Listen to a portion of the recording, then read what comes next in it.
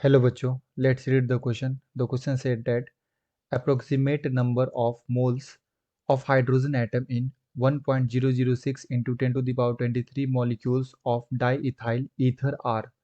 Option A में दे रखा है 0.16, बी में दे रखा है 6, सी में दे रखा है 1.67 एंड डी में दे रखा है 3। तो डाईइथाइल ईथर के अंदर बच्चों हाइड्रोजन का आपसे मोल पूछा जा रहा है। ओके, तो आइए इस क्वेश्चन को सॉल्व करते हैं। फर्स्ट ऑफ ऑल बात करते हैं की कॉन्सेप्ट की। तो बेसिकली ये क्वेश्चन आया बच्चों मोल कॉन्सेप्ट से। Mole concept, okay. एंड हमारे पास यहाँ पे नंबर ऑफ एटम्स दे रखा है, सॉरी नंबर ऑफ मॉलिक्यूल्स दे रखा है। ठीक है, हमारे पास यहाँ पे नंबर ऑफ मॉलिक्यूल्स दे रखा है। नंबर ऑफ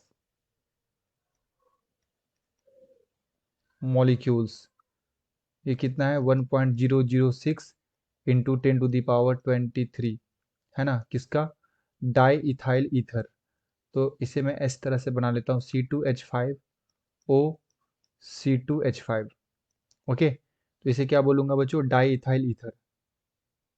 अब इसमें हमारे हमसे पूछा जा रहा है कि हाइड्रोजन का कितना मोल है।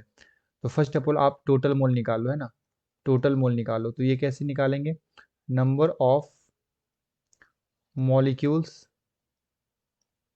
Divided by Na। ठीक है, जब भी हमें मॉलिक्यूल्स का नंबर दे रखा हो तो आप मोल निकालने के लिए ये फॉर्मूला यूज़ करते हैं, number of molecules by Na। Number of molecules कितना है 1.006 इंटू 10 टू द पावर 23, और Na का वैल्यू यहाँ पे हो जाएगा बच्चों 6.022 into 10 to the power 23 Avogadro number. Okay, तो जब मैं इसे कैलकुलेट करूँगा तो हमारे पास जो मोल आएगा वो आएगा बच्चों 0.167। ओके, ये हमारे पास टोटल मोल आया। अब हमसे क्या पूछा है, number of moles of hydrogen atom. Okay, तो अगर आप मोल्स ऑफ हाइड्रोजन एटम निकालो, हाइड्रोजन एटम का निकालो, तो क्या करना है, टोटल मोल को नंबर ऑफ एटम से मल्टीप्लाई कर देना है, number of atoms of hydrogen.